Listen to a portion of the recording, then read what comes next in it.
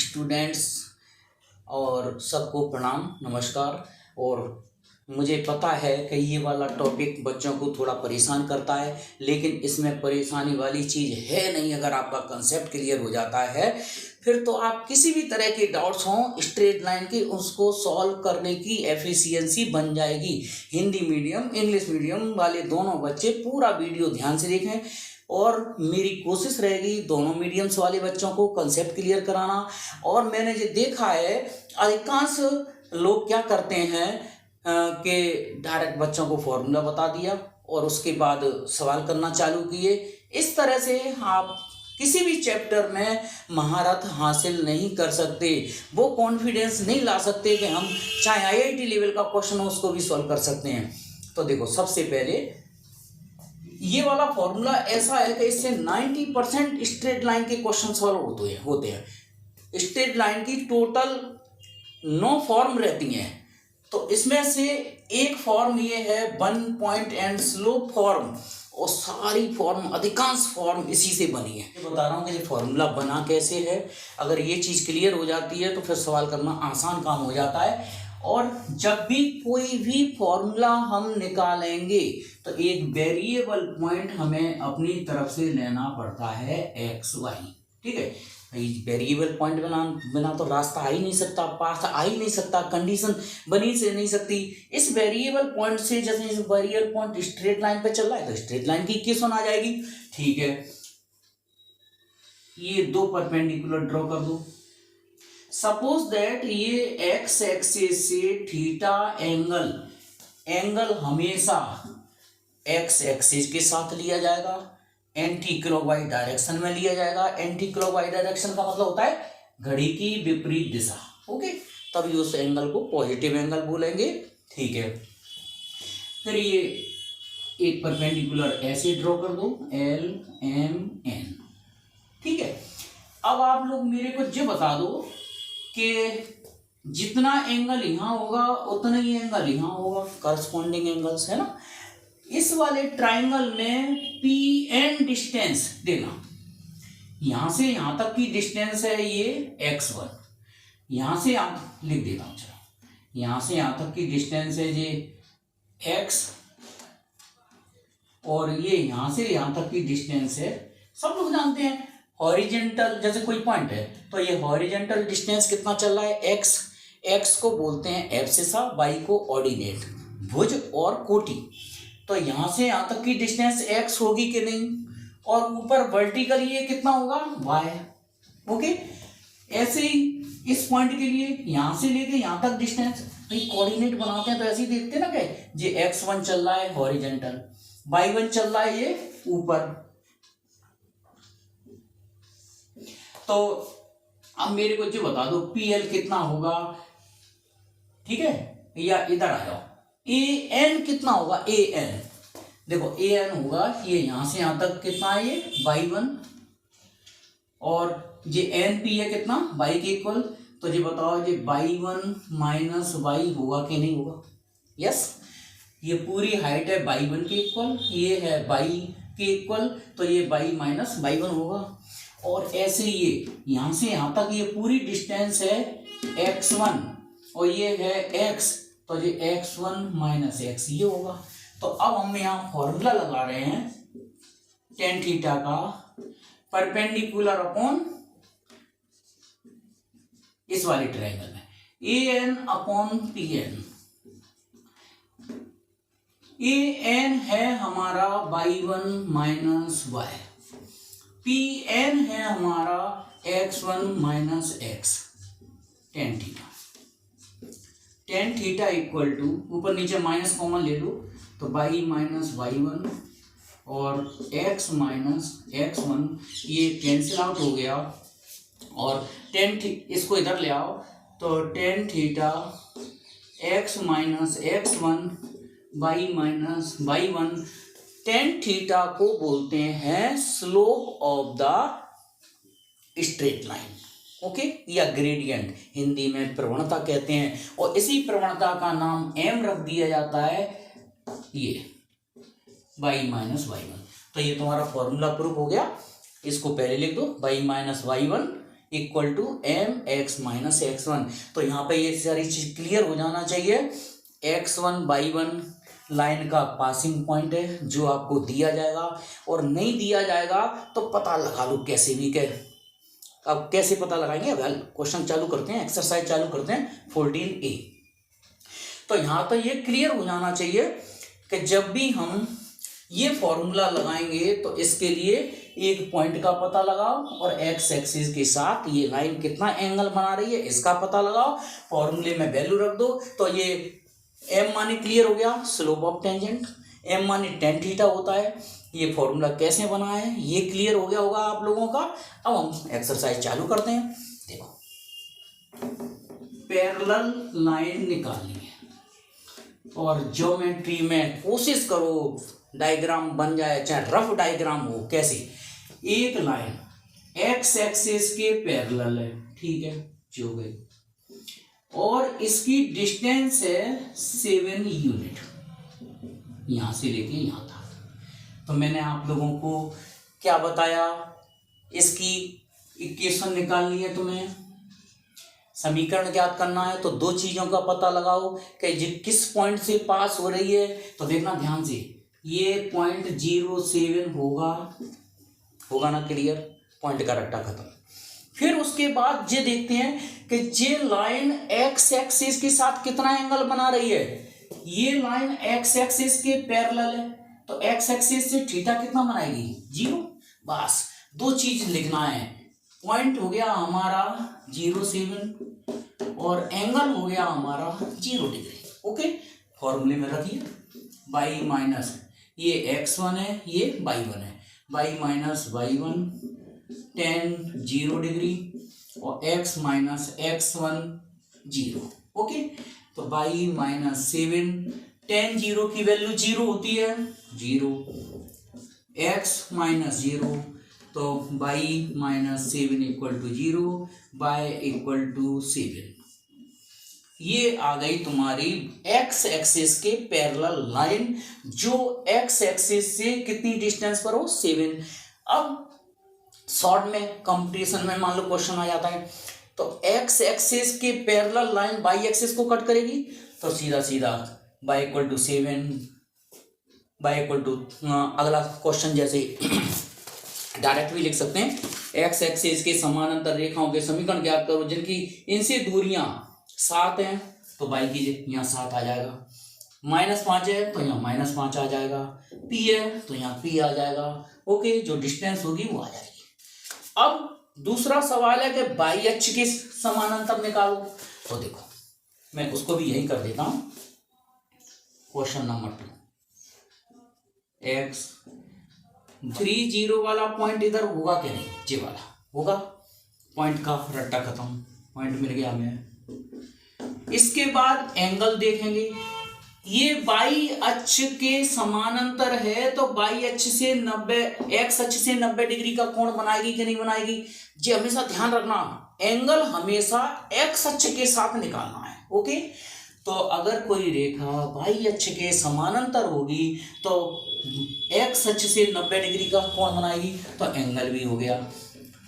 तो पॉइंट पता चल जाए, एंगल पता चल जाए, फटाफट ये वाला फॉर्मूला अप्लाई करना है, बस ज़्यादा रट्टा ही नहीं है। तो Y minus y1 tan 90, x minus x1 माने +3 हो जाएगा, तो y माइनस y1 tan 90 की वैल्यू होती है 1/0 माने infinity, x plus 3 cross multiply कर दो तो 0 × y equal to x plus 3, तो ये आंसर आ गया x equal to -3। Question number 3,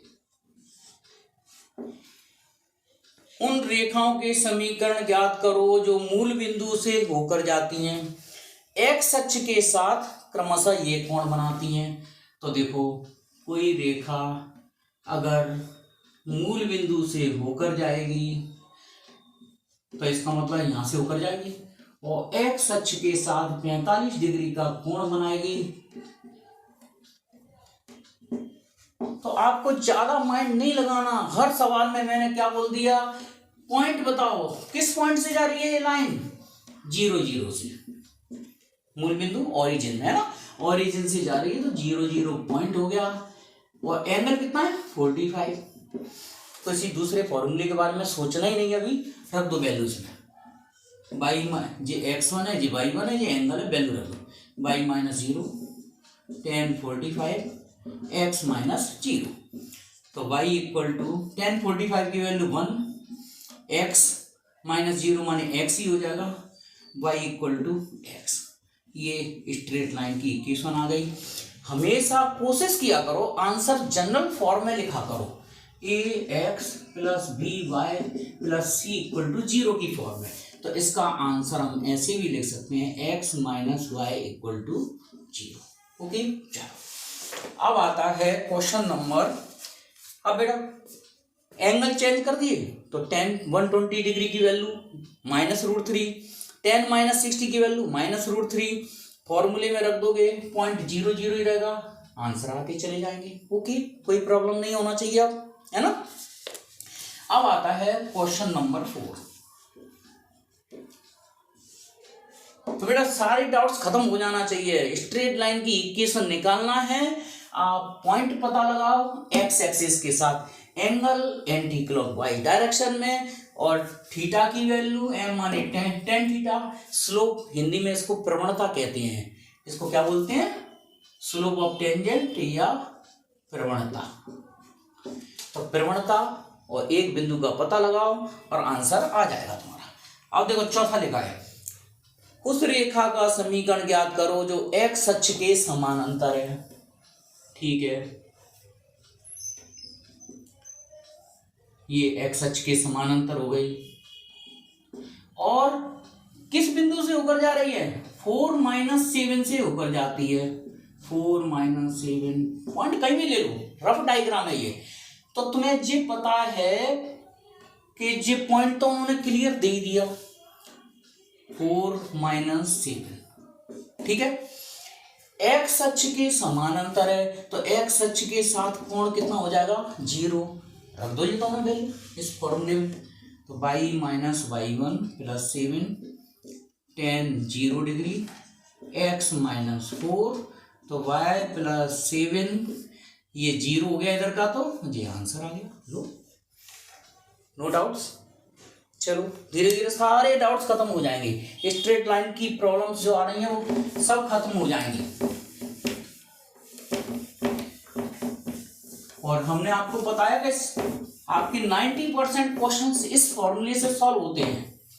straight line बनी यहीं से, ये गंगोत्री है, गंगा नदी की, ठीक है। चलो 5वें सवाल में क्या करोगे आप लोग, चलो कर दें क्वेश्चन नंबर 5। उस रेखा का समीकरण ज्ञात करो जो -5 -10 से होकर जाती है। तो पॉइंट हो गया -5 -10, बाई अक्ष के समानांतर है, बाई अक्ष के समानांतर होगा तो एक्स अक्ष के साथ कोण हो जाएगा 90। तो फॉर्मूला यही लगाएंगे, बाई माइनस y1 माने +10 इक्वल टू tan 90 डिग्री, और x प्लस 5 हो गया तो y plus 10 equal to tan 90 माने 1/0, x प्लस 5, 0 के इधर मल्टीप्लाई में ले आओ तो x प्लस 5, ये पूरा 0 हो गया, x प्लस 5 तो x प्लस 5 इक्वल टू 0। ये आंसर हो गया। आपके आंसर सीट में आंसर किसी भी फॉर्म में हो, आप लोग हमेशा जनरल फॉर्म में आंसर लिखेंगे, मतलब राइट हैंड साइड में 0 रखेंगे, पहले x की वैल्यू फिर y की वैल्यू फिर कांस्टेंट नहीं है y तो छोड़ो, बस ये आंसर जनरल फॉर्म में रखना है। ओके चलो, तो ये क्वेश्चंस चलो कर दें लाइन से। कुछ बच्चों की यही प्रॉब्लम होती है कि सर ये सवाल को छोड़ दिया, इसलिए मेरे को लाइन बाई लाइन करवाने पड़ रहे हैं, लेकिन अच्छे सवाल तो यहाँ से चालू होते हैं। कहाँ से, क्वेश्चन नंबर 6-7 से। चलो तो छठवां निम्न का आधार पर रेखागणों की प्रकृति बताओ। चलो बता देते हैं नेचर क्या होता है। चलो question number 6 A x equal to 0, देखो इसका नेचर बताएं x इक्वल टू 0। तो एक बात बता दें, x इक्वल टू 0 माने होता है कि बाई एक्सिस।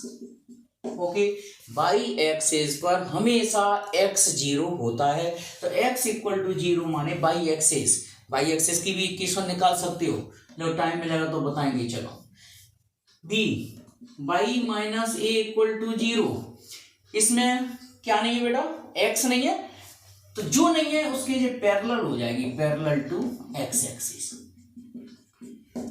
तो जिस इक्वेशन में x नहीं हो तो वो x एक्सिस के पैरेलल होगी, बाई नहीं है तो वो बाई एक्सिस के पैरेलल होगी। ओके, अब आ जाओ क्वेश्चन नंबर 7। हटाओ इसको, फालतू का था ये तो, 1 मार्क क्वेश्चन समझ लो। क्वेश्चन नंबर 7,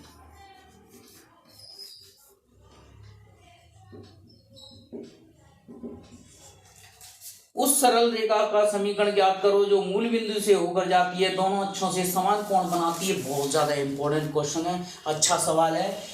एक रेखा जो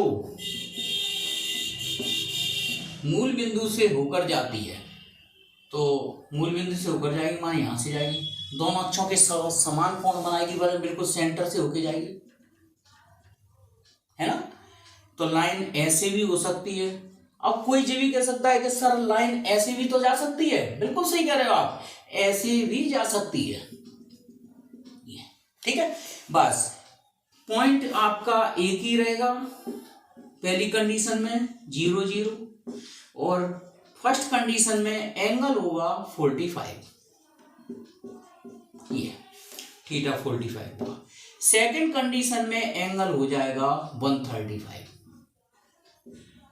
यहां से यहां तक 90 और ये 45 माने 135। एंगल हमेशा एक्स एक्सिस से लाइन तक ही लेते हैं, और वो भी एंटी क्लॉकवाइज डायरेक्शन में। ओके, रख दो फॉर्मूले में वैल्यू। तो y minus y1 tan theta x minus x1, ये फॉर्मूला चलना है। पॉइंट है 0 0, tan 45 x माइनस 0, तो y equal to tan 45 into X बना, तो 45 की वैल्यू 1 हो गई, तो ये आंसर आया हमारा y इक्वल टू x। तो जो लाइन फर्स्ट क्वाड्रेंट से जाएगी उसमें यहाँ एंगल स्लोप लाइन का कितना होगा 1, और एंगल होगा 45। दूसरी वाली कंडीशन में हम जब एंगल 135 लेंगे तो tan 135 की वैल्यू कितनी होती है -1, तो बस आंसर हो जाएगा y इक्वल टू -x। ये सेकंड कंडीशन का आंसर हो जाएगा। ओके, ये y इक्वल टू -x। तो ये उस लाइन की इक्वेशन है जो कोऑर्डिनेट से सेम एंगल बनाती हैं और ओरिजिन से पास होती हैं। ओके, क्लियर हो गया होगा ये कंसेप्ट। तो अब बच्चों को तुम्हें प्रॉब्लम होना नहीं चाहिए कि जब भी आप स्ट्रेट लाइन की इक्वेशन निकालें, एक पॉइंट का और एंगल का पता लगाएं, बस।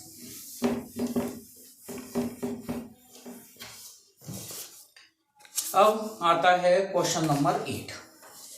काफी हैं, 16 सवाल हैं इसमें, टाइम बहुत लग रहा है। चलो 8वां करवाएं कि कर लोगे, एक्सरसाइज सारे कर लोगे, चलो नहीं करवा रहे हैं। चलो क्वेश्चन नंबर 8 भी करवा रहे हैं। ठंड के दिन है वो थोड़ी मुश्किल से सूखता है क्योंकि इसका जो रुमाल है वो गीला है। क्वेश्चन नंबर 8 क्या करें, टाइम निकालना मुश्किल काम हो जाता है। अब 2 बजे से क्लास लेनी है ना, अब मैं शाम को इसको एडिट वगैरह करना है, करेंगे फिर उसको। हाँ, एक्स अक्ष से ए वाला पार्ट, एक्स अक्ष से 60 डिग्री का कोण बनाए, तो थीटा तो हो गया 60 डिग्री, ठीक है।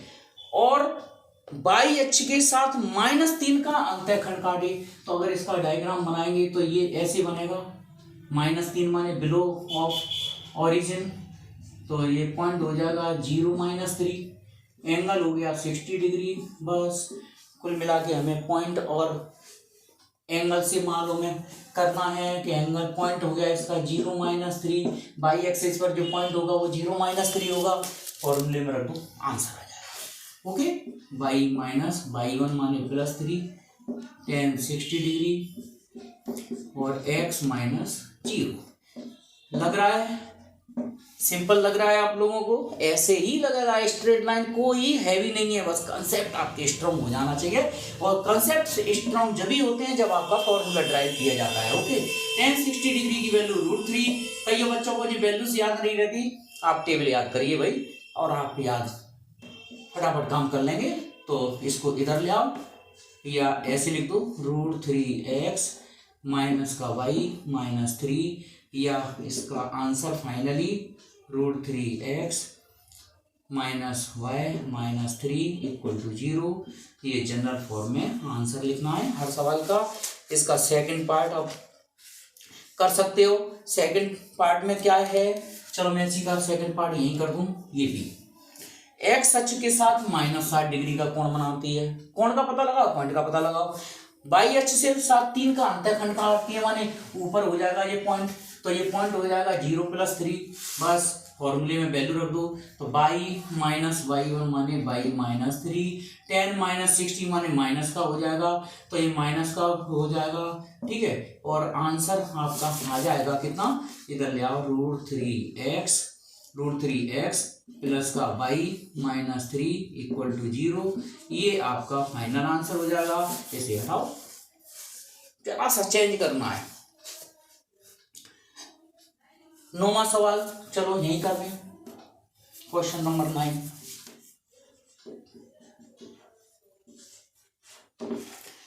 उस रेखा का समीकरण ज्ञात करो जो बाई अक्ष के साथ ऋण 5 का अंतःखंड काटे, दोनों अक्षों के साथ समान कोण बनाए। तो देखो पॉइंट हो जाएगा 0 - 5। ओके, अब हिंट देना आप लोग कर सकते, थोड़ा ट्राई करना आप लोग। बाई अक्ष के साथ -5 का अंतःखंड माने पॉइंट हो गया 0 - 5, और एंगल हो जाएगा अवयाल की तरह 45 डिग्री एंड थीटा 135। तो इस तरह से 2 आंसर आप लोगों के आ जाएंगे। एक बार थीटा 45 लेके करना है, एक बार थीटा 135 डिग्री लेके करना है। tan 45 की वैल्यू 1 होती है, tan 135 की वैल्यू -1 होती है। और सिल्वर टी कप से ट्रिग्नोमेट्री में सीखा होगा, निकाल सकते हैं। और क्वेश्चन नंबर 10 पर आज का वीडियो फिनिश करते हैं, फिर कल देखेंगे। नेक्स्ट वीडियो को बिल्कुल मत चूकना, बस एक बार स्टार्ट हो जाए फिर तो एंड करके ही पीछा छोड़ेंगे इसका स्ट्रेट लाइन का। मेरा वादा है कि आप लोगों के सारे डाउट्स खत्म करके छोड़ूंगा स्ट्रेट लाइन की। Okay, question number 10।